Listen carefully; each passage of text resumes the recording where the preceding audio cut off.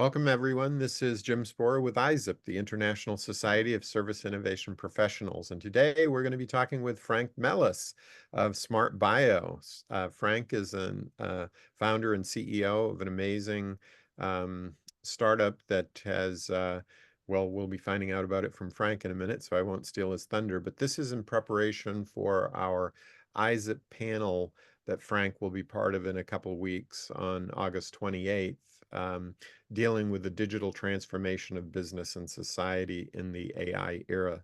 And Frank has lots of insights into past, present, and future of professional development and education. So Frank, it's my pleasure to have you here. And I guess my first question is, could you please introduce yourself to, you've already are known in the ISSIP community as an ISSIP ambassador, but could you briefly introduce yourself? And then we'll get into some of the discussion on digital transformation of education. Yeah, wonderful. Well, thanks for being with you, Jim. My background is in marketing originally. Did about nothing with that subject, but fell in love with technology early on in my career. And through different companies like Philips, Digital Equipment, AT&T, Bell Labs, IBM, I worked myself through the ranks of corporate life, ending up being an entrepreneur as of 1999, when I started my first company here in the Netherlands, which was focused on running innovation programs for large corporate organizations here in the Netherlands. Rabobank was one of them. That project went very successful. They asked to become a shareholder. And with their investment, we set up the company also in the US. And based on those projects in the US, in the Netherlands, later on in Europe, I started to develop something that is now called Smart Bio. It's a platform for personal and economic development that we implement at scale and speed for the moment, especially in Europe and in Africa. Great. I was on mute there. So yeah, let's begin. So we're interested in your thoughts on the digital transformation of businesses in society in the AI era. And how do you see, AI beginning and other digital transformations beginning to affect your industry and education in general and personal development in general? Any big picture thoughts on that you have? Well, big picture thoughts, Jim. Talking about personal development, I think it starts with a very simple first principle question. Who am I? Yes. Where do I want to end up? What is the delta in between? And what are the operators to bring me there? Mhm. And what I see happening right now is that the market is moving into the direction of skills. You're a bit advocate of the T-shaped professional. Yes, we are. And taking a look at the subject of skills, what we see happening in the project we are running is that not everybody knows what skills they are carrying. Not to say that I have not the faintest idea what skills they have. So it is defined in terms of I'm a project manager, I'm a software engineer. But the next layer, what are the skills that come with it, is not addressed at a level that you can start generating through AI, personal learning advice. So I think that is a topic that should be addressed before really moving into artificial intelligence. And I think there is another topic related to skills. When you only talk about skills in terms of, do you know how to do C++ programming? Do you know how to build a Gantt chart? Do you know typical skills work? It's almost a flat pancake approach, because the end of the game is to bring people into a mental mind to develop yourself. And that is not only driven by the question, what is the pure delta on the skills? It's also, or it should be addressed within the context of what is your passion? What are your strengths? I Right. perceive it almost as a basket in which skills have to be welcomed Yeah. to create maximum impact for the individual. Does that Yeah. make sense? Absolutely makes sense. And my mind's going in 3 or 4 different directions at once. So I want to ask you these following questions. So as we get the digital transformation of business and society and more AI capabilities, is it getting easier or harder for people to know who they are and where they want to go and close that gap? Because I could imagine, for example, somebody says, hey, I want to be the CEO of the most powerful company in the world, and that maybe be too big a gap. So, and also because things are changing dynamically so fast, that may be making it harder. But on the other hand, the availability of online training and self-instruction might be getting, autodidactic stuff may be getting easier. So, um, in this complex environment of the future, are there measures of critical importance that we can keep in mind as we think about all of these different factors? And I guess the basic question is it getting easier or harder? Because even when we have the skills, we still have to either get the job or start our own business. Um, and so do you have a sense, is it getting easier or harder, or is it staying about the same? What are your thoughts, Frank? Well, I have the feeling it's getting harder, and it's getting harder exponentially. Ooh. I strong belief. Let me explain. When you would ask a youngster, or let me ask it to the young Frank, what do you want to become? Well, early in my life, I had the, the hunger to become a journalist. Well, look Mhm. where I am today. Yeah. I'm not a journalist, but I still have that attitude of a journalist. I'm looking constantly for information and creating stories around it. And trying to do social good, as I might add, because journalists do a lot of social good. Yeah, Yeah. good Well, position. hopefully. But nevertheless, what is happening very often is that when people are asked the question, what do you want to become? That there is a narrow look at the market. And take a look at job boards. Very often you have to type in the job you are looking for. Well, that's a narrow way of looking to the market. And for us, the psychometric reason to bring in passion and strengths into the equation was to ask people first, what are your passions? What are your strengths? With the goal to open up their minds, to have a broader vision of all of the options at the beginning. Mm. What is the logic for that? The logic is when you have a broader knowledge of the options, and you could say, "Ah, but that is resulting into a stress of choice," or how do you call that in Yeah, English? stress of choice. Yeah, yeah. Yeah. But at the same time, um, take a look at what's happening, and I'm sharing you the numbers here from Europe. 30% of the first year students Mm. decide this is not the right study. 30%. So what would be a good help? Make sure to ask the question as early as possible. Yeah. Mm. Mhm. Um, Back to the question on the is it getting harder or easier?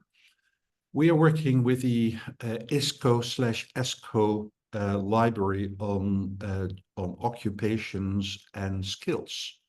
Let me show Mhm. you two numbers. On occupations, the library holds about 26,000 jobs, and on the skills, around 14,000 skills. Wow. It's interesting. Very Yeah. interesting.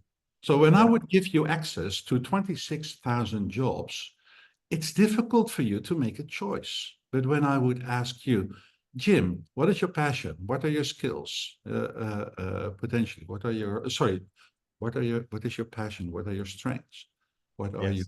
skills? And I put that into AI, then I can ask AI, do a pre-select of the 26,000 and offer them to me. Mm-hmm. Suddenly, I'm looking at a slice of the market that has potentially an impact to me. Yeah. Mm-hmm. Yeah. Yeah. Later on, when you would decide I want to become a journalist or a software engineer, then you could say, I'm starting as a junior and I want to grow to senior position. So constantly, I'm looking for a delta in my career where I can work Mm-hmm. on improving myself. But what's happening right now? First of all, it's difficult for me to find courses across different universities or across different TVETs. What universities are of relevance to me? What catalog items are of relevance to me? Mm-hmm. It's costing me a lot of time to make a calculated decision. And I Right. tell you, it's not calculated at all. It is based on the gut. I think this is the best one. I think, yeah. But is it calculated? No. Mm. And take a look at what's happening right now. And again, I'm coming in from a European perspective. Europe is moving, and I think the same is true in the US, to what is called micro-credentialing. Well, when you take a university with, on average, 800 catalog items, multiplied by a factor 10, a factor 20, 30, 40 over the next 3, 4 years. Mm-hmm. What does it mean for my choice on what course to take? Is this an easier choice? The answer is no, it's not easier when I have to make the decision. I want something in the middle as an agent to do a pre-select and offer it to me. Mm-hmm. So back to your question, is it becoming more difficult? I think the answer is yes. We do everything that is needed to make it even more difficult, that it's going steeper. And there is a need building up through AI to generate pre-selects to make choice, not educated guesses anymore. Yeah. Yeah. Yeah. Yeah. So my next question is it becoming easier or harder to become an entrepreneur? And then I'll ask, easier or harder to become a successful entrepreneur in this digital age? Because as we get more AI capabilities, for example, like AI is getting good at generating images, very high quality images. No, Maybe you don't have to go out and hire the image person no. initially and marketing materials. So, what do you think, Frank? Easier or harder to become an entrepreneur these days? My when I look at the statistics, what I see happening, let me share you the figure of the last 10 years in the Netherlands. Last 10 years, on a total population of 18 million people, we added 1 million entrepreneurs to the Chamber of Commerce. Hmm. There is a huge growth of entrepreneurs. Yes. Yeah. Is this only happening in the Netherlands? The answer is no. This is happening throughout Europe. Well, your country, the US, is known for the entrepreneurial mindset, and you're celebrating it as long as your country is in existence. But this is also happening in Africa. Hmm. It's huge. So back to the question, is it becoming easier? I think the answer is yes. There is so much material that is available right now uh, Hmm. to develop your skills, to actually become an entrepreneur. And what I see happening is the following. back to your question, how can you become a successful entrepreneur is first to start working on the development of your entrepreneurial mindset. Mm-hmm. Because when I go to universities and universities of applied sciences, TVET colleges, what is very often offered to the students is, this is the business model canvas. These are the 9 different blocks, the building blocks of a business plan. Fill it in. Well, that's a flat pancake approach. Mm-hmm. And what we have learned from projects that we executed, especially in Berlin, together with Innovation Labs Berlin, was how can we help youngsters to develop their entrepreneurial mindset? And we came to the conclusion to answer 4 specific questions. The first one was, what is your challenge? Yeah. Simple question, but rather difficult to answer for most. The second one is unlock creative ideas. Mm-hmm. The third one, very important, is stop what stops you. And the fourth one is keep on track. Yes. Yeah. And what we did, we tested out one group without these 4 questions, Mm-hmm. and we offered them access to Business Model Canvas, and we took a look at how successful are they versus another group that went through the logic of developing your entrepreneurial mindset first. Mm-hmm. And they turned out to be much more successful versus the first group. Yeah. So back to the question, is it easier? I think the answer is yes. Mm-hmm. It is not limited only to creating the business model canvas. You need to add more juice into the system Mm-hmm. to become a successful one. Yeah. Great, great. And do you think that um, becoming an entrepreneur is the best way to prepare for a job, or do you think, well, let's say, you're a motivated individual and you are a good autodidact. You can use all the resources on the web to teach yourself the skill you want, and you even know where you want to go.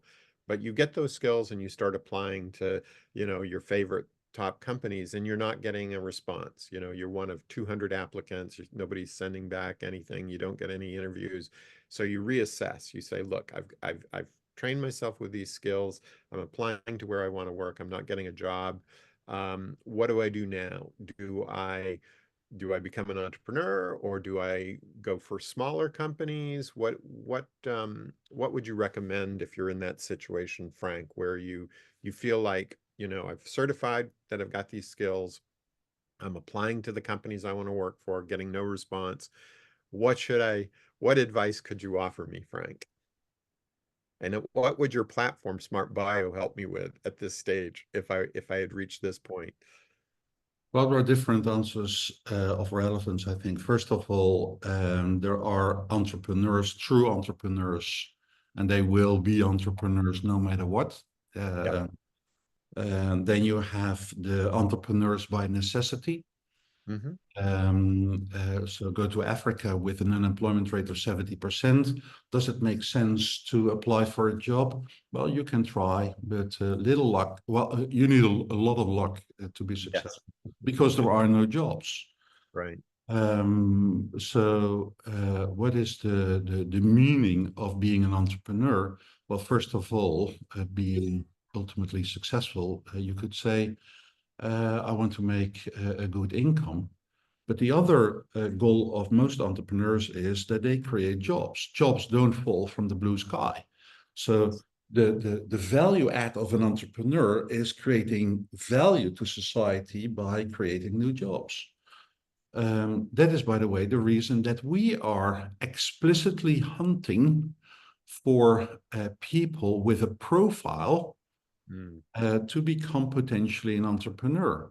I'm Mm. not saying that we are hunting for people with the right skills to become an entrepreneur, what some people do in the industry. Mm. Because I think with the whole set of 14,000 skills, it doesn't matter what skills you take out of the 14,000. You can become an entrepreneur by whatever choice you make. Yeah. Because real entrepreneurs will collect the skills they need to run finance, to run HR, to run technology, whatever. Right. And back to the question on finding jobs. I think from a psychometric perspective, there are job seekers and there are entrepreneurs. Can you convert job seekers into entrepreneurs? Potentially, yes, but from a statistical perspective, it is roughly 3% of the total population are entrepreneurs. Yeah. For me, a more interesting question would be, is there a possibility to develop a project to invite people to become innovators and hook them up with entrepreneurs to speed up the proliferation of new technology in the market? Because almost given by nature, that 3% rule seems to be a relevant one, no matter where you go. Yeah. Right. Right. So is there any last question you wish I had asked you, Frank, in this interview? I did not want to be impolite to you, but I was trying on the wave of the Very thought. good. Very, very great discussion from my perspective. Well, there is an element, and then I close off, that is talking about learning and going back to the original thought on the combination of artificial intelligence with learning. We started by profiling individuals, adding artificial intelligence to deliver personal learning advice to the individual. But when you go one step further, you also could say, would it be possible to generate hyper-personalized content for an individual? So not pointing to catalog items offered by an educational institution, but to generate a course specifically for me. To give you an example, we are setting up another company in Africa, and there is a question, what should we do with taxation, blah, blah, blah. So we have a research project running that I can generate a course specifically for me. So the Frank taxation course, where I can say, please help me for 8 hours to bring me up to speed on the subject.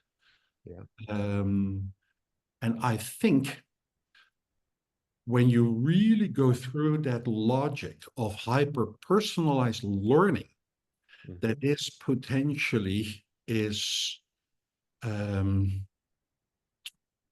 causing a huge impact on the educational institutions globally, because the logic to develop new content can be outsourced through AI. And they have to reassess their own position within the learning space. What is their value add on certifying me? How does that work?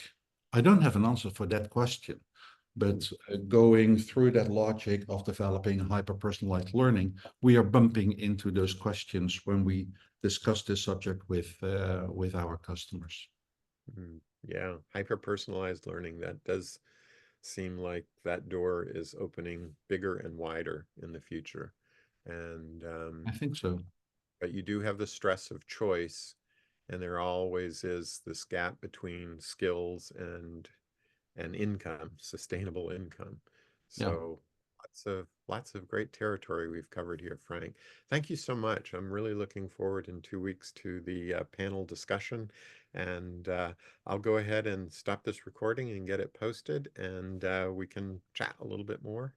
So let me